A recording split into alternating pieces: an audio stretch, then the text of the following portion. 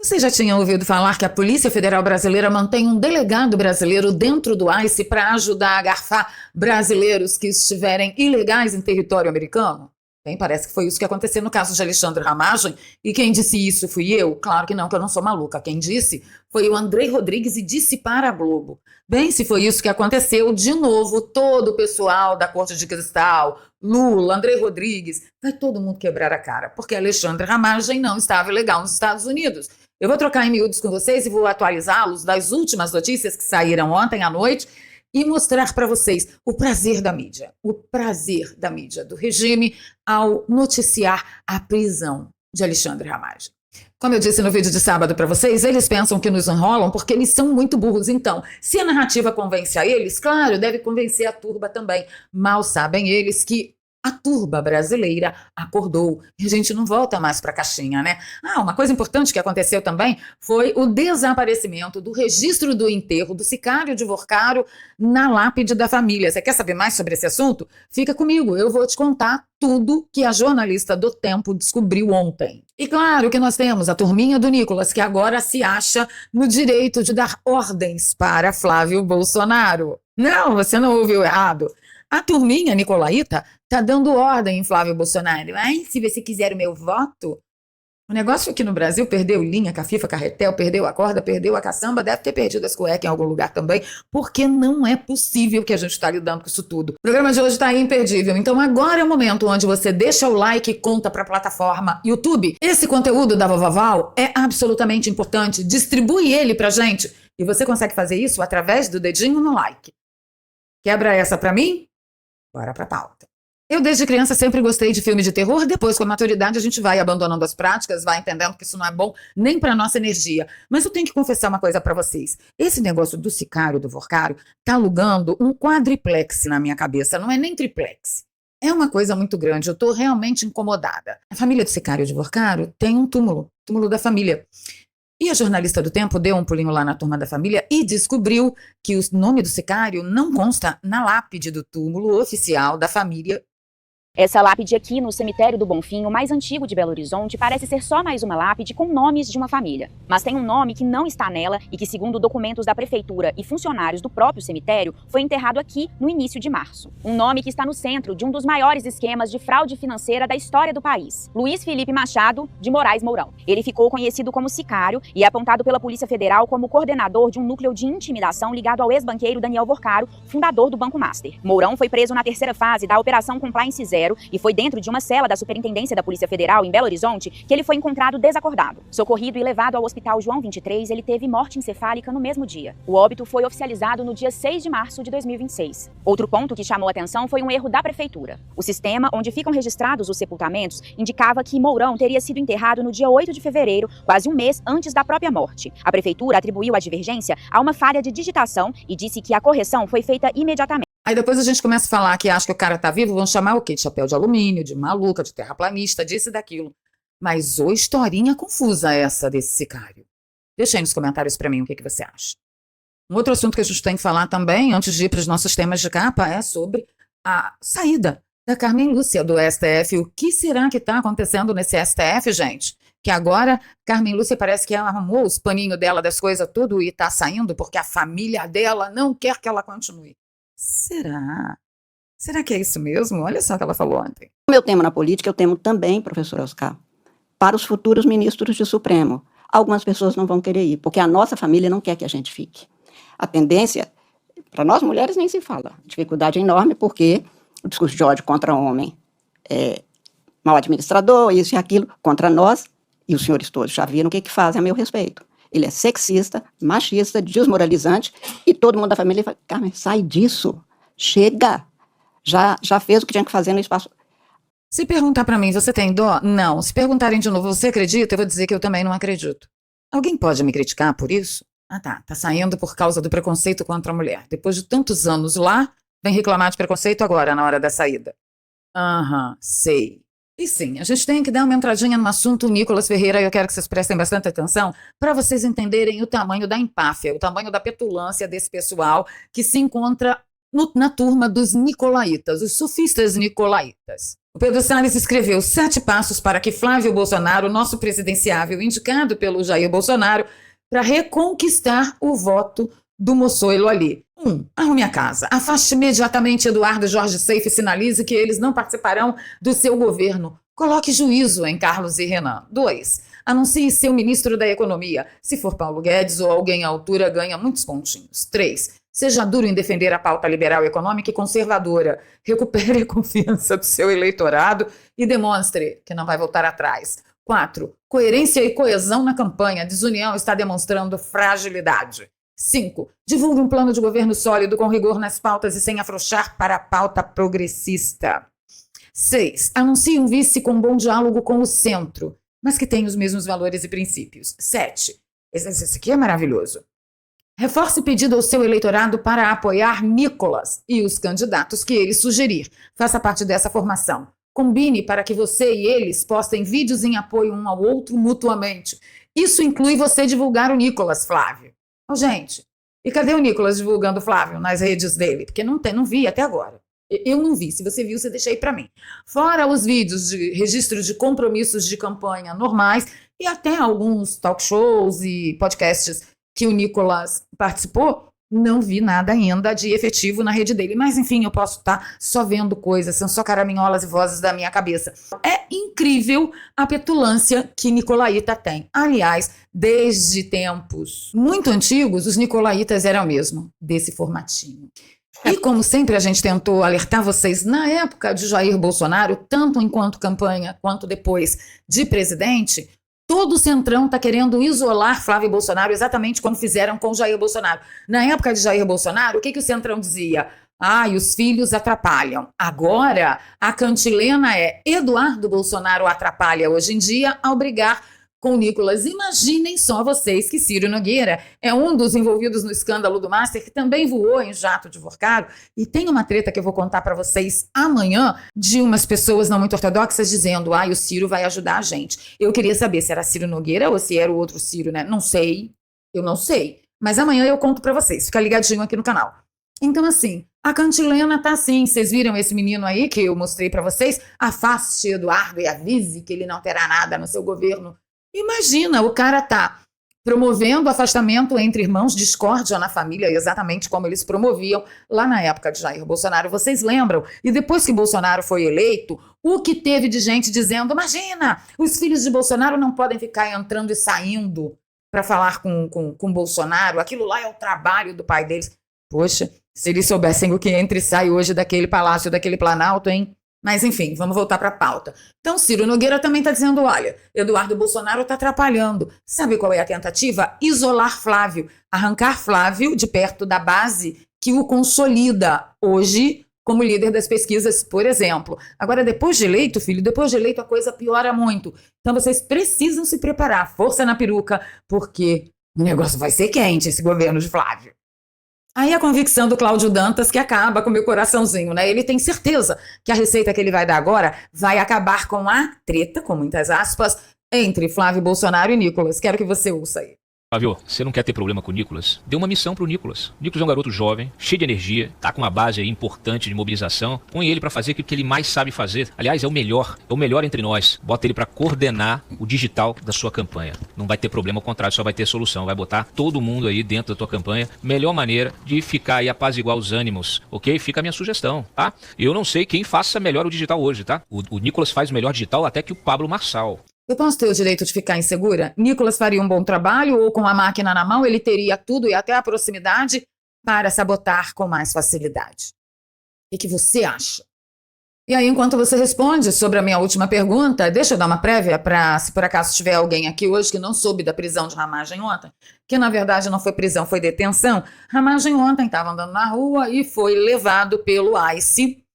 As notícias aqui no Brasil foram as mais escandalosas possíveis, inclusive com a suspeita do diretor da Polícia Federal, Andrei Rodrigues, estar mentindo descaradamente ou de supostamente ter agentes infiltrados no ICE com a concordância e sapiência do ICE para garfar brasileiros que estejam ilegais em território americano. Mas primeiro eu vou mostrar para vocês o prazer da grande mídia ao dar a notícia da prisão de Ramagem.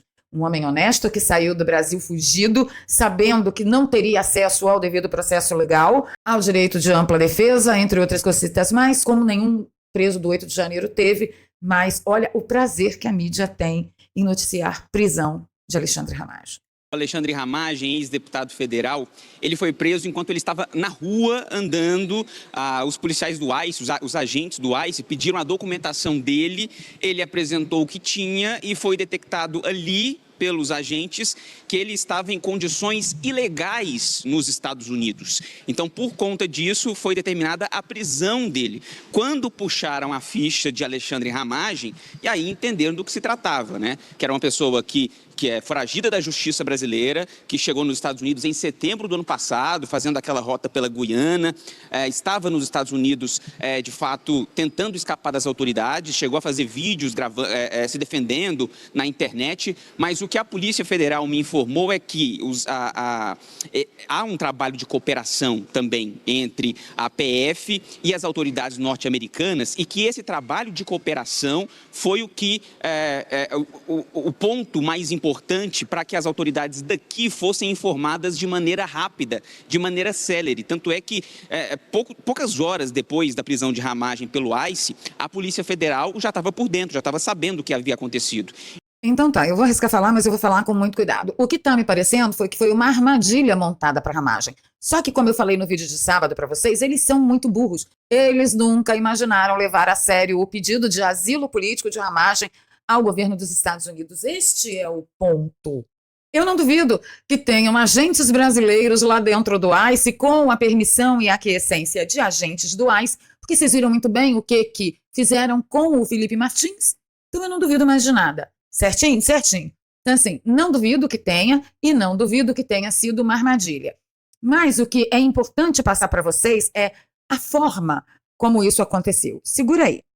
A primeira atualização que eu fiz ontem para vocês a respeito desse assunto deu-se em torno do post do Paulo Figueiredo, ele explicando que foi uma infração leve de trânsito. Inclusive, depois o Paulo participou de uma entrevista no Metrópolis, que abriu o microfone para ele, e ele estava explicando que o Ramagem estava sem carteira de habilitação americana, tá? E que ele não poderia estar dirigindo. Ele podia dirigir com a carteira dele durante um tempo, mas parece que esse tempo expirou e Ramagem não se atentou. Mas não, gente, a coisa vai muito além disso.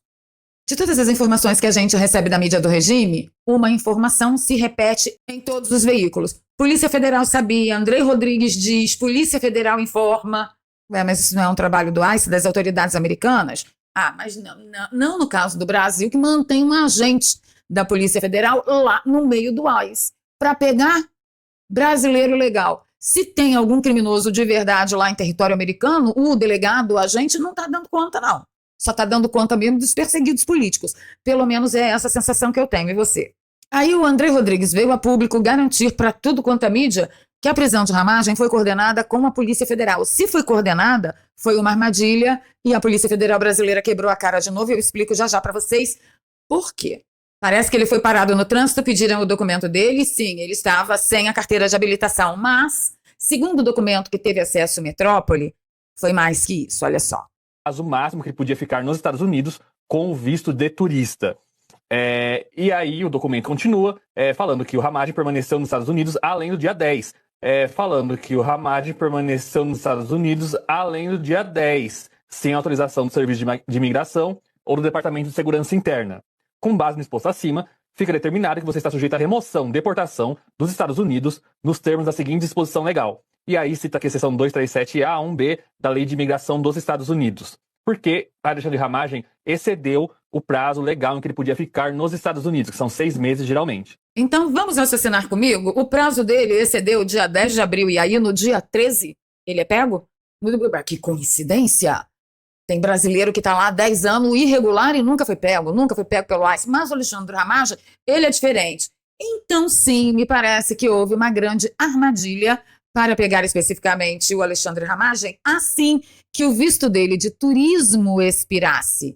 Mas será, Benedito, que esse povo não acreditou que Ramagem realmente pediu asilo político e que os Estados Unidos deu uma grande banana para o governo brasileiro quanto ao pedido de extradição desse mesmo Alexandre Ramagem? Gente, Parece que a jeripoca piou e parece novamente que nós estamos lidando com a mesma turminha que fez um ziriguidum no caso do Felipe Martins. Ilegal, ilegítimo e extraoficial, que é a parte que me preocupa mais. E sim, nós temos imagens do povo lá da Globo que falou com o Andrei Rodrigues, que disse que tem um agente infiltrado lá. A Polícia Federal diz que um delegado da própria PF está trabalhando em Miami no ICE. E a partir do trabalho desse delegado, que é justamente encontrar foragidos da polícia brasileira, foi dado um trabalho que chegou até a Ramagem.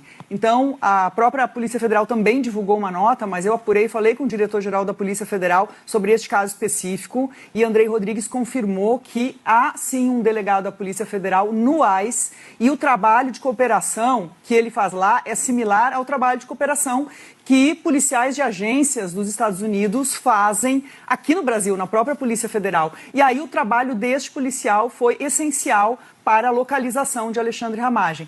É estranho, porque o Ramagem não está lá escondido. O governo americano tem o endereço dele lá, onde ele fica, tudo direitinho. Aí ela fala que o trabalho desse delegado especificamente foi imprescindível.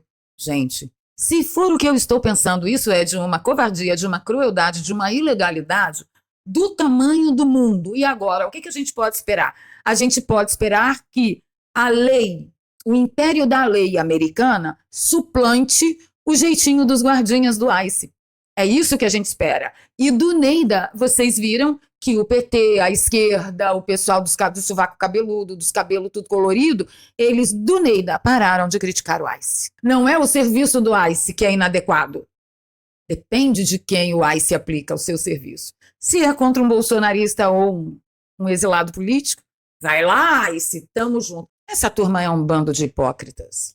O senador Jorge Seife entrou em comunicação com o governo americano, pleiteando asilo político para Ramagem, chancelando a história de Ramagem, dizendo que ele está falando a verdade, que ele é realmente um perseguido político, e ele tomou outras ações ontem. Tá? Ele agradeceu aos senadores e deputados que assinaram junto com ele a carta endereçada ao governo americano pedindo asilo político a Ramagem. Ele agradece ali, muito obrigada, estou certíssimo que outros deputados e senadores também apoiarão, então logo acessem o sistema da Câmara e do Senado, quanto mais subscrições, mais força demonstramos pelo Ramagem junto ao governo americano. Estamos juntos, então, por favor, pressione seu deputado, seu senador para assinarem, junto com o Jorge Seife, esse pedido de asilo político para o Ramagem lá nos Estados Unidos. Ah, Valéria, isso funciona? Eu não sei, gente. Eu nunca vi um negócio desse aqui na minha vida, mas eu sou a favor de toda e qualquer iniciativa. O que eu peço a vocês, continuem orando por Alexandre Ramagem.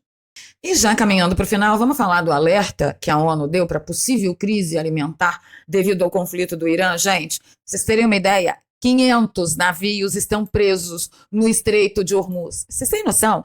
500 navios petroleiros. Um dos navios que saiu de Hormuz em direção à Austrália chegou ontem. Quando que esse último navio saiu de lá? No início da guerra. Ele foi o penúltimo a passar ali.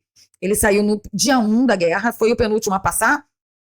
Chegou ontem na Austrália. Então, assim, é muito demorado. Eu sempre oriento aqui a vocês, senhores, quando a gente está prevendo alguma coisa muito grave, pelo amor de Deus, corra no mercado, guarde um pouco de comida, guarde um pouco de produto de limpeza, higiene pessoal, corre no seu médico, você toma medicamento controlado, você toma medicamento contínuo, uso contínuo, seu pai, sua mãe, sua avó, seu idoso, sua criança doente, seu pet, seu bichinho aí, toma remédio de uso contínuo, corram, ó, dá para você passar aqui 2, 3 caixas a mais, que eu já vou correr para comprar, para deixar reservado, porque a gente não sabe o dia de amanhã. Então, por favor, armazenem pelo menos aquilo que vocês gostam de comer. Por exemplo, eu não fico sem café aqui em casa. De preferência, café Delta, daquela cafeteira maravilhosa ali, que eu amo um café expresso. Inclusive, aquela cafeteira tá em promoção, tem na minha loja do YouTube, o link tá aí para vocês.